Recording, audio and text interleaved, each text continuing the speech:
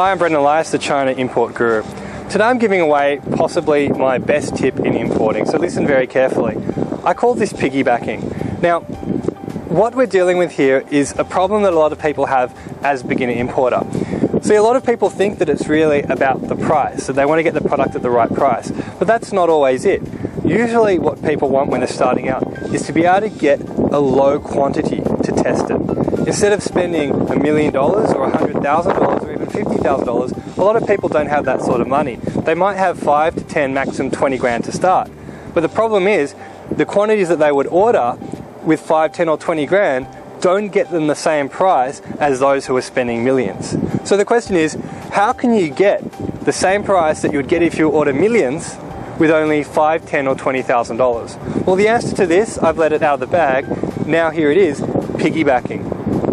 What happens is, a lot of factories in China are constantly producing massive quantities for regular customers. These will typically be your Americans, because America has an economy which is at least 10, 20, 30 times larger than Australia.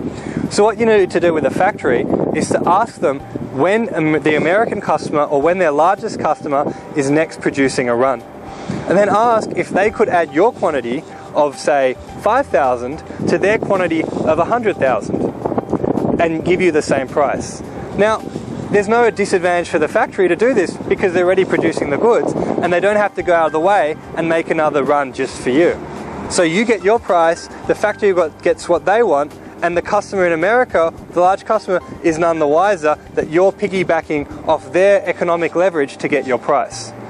The only downside of this tip is to make sure that the timing of that piggybacking run works with your quantities.